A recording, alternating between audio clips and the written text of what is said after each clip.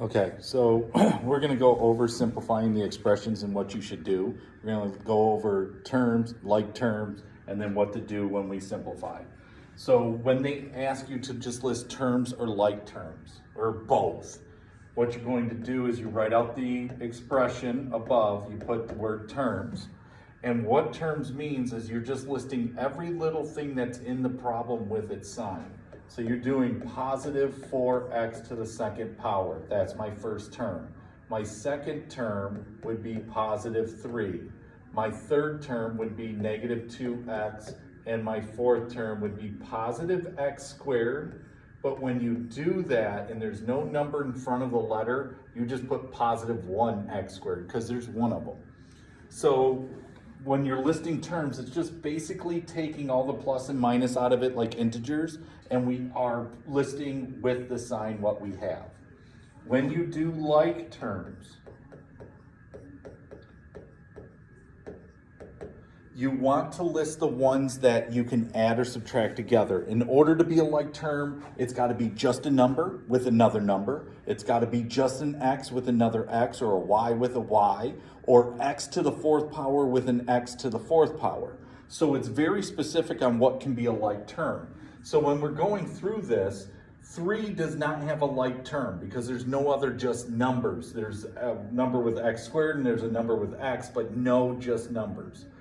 4x squared has a like term because there's another one that's just like it, and that is positive 1x squared. And I don't mean that they both have the same sign, I mean that they both have x squared.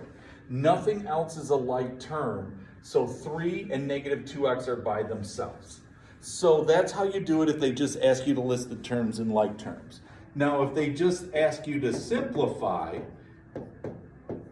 you don't have to list the terms, but you should list the like terms. And we like to put LT for that. So the like terms would be positive 3n, even though there's no plus in front of it, we know that's positive. We got negative 2n and negative 4n. Then we have a positive 5 that's all by itself. I don't list it as a like term. You don't have to, but I do because I know I have to simplify it, and then the plus 5 will come down. So when I go to simplify, I just add or subtract my like terms. So I have 6 negative n's, I have 3 positive n's, so I'm left with negative 3n. Then I just bring the plus 5 down and I put it right there, and that is my simplified expression. So that's how you do the simplifying when they ask you to list terms and like terms. Okay, there's another type of problem that uses distributive property. So they'll have something like negative 2 times 4a minus 3 plus 5a minus 2. So when they put distributive property in this, it means that they have a number on the outside of the parenthesis, and I need to multiply it by everything that's inside the parenthesis. Not just the first number, but the first and second number inside the parentheses.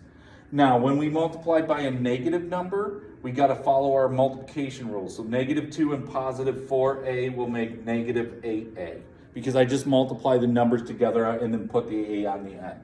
Negative 2 and negative 3 will make positive 6. Then I just write plus 5a minus 2. Now, when we go to simplify it, we're going to combine the like terms again.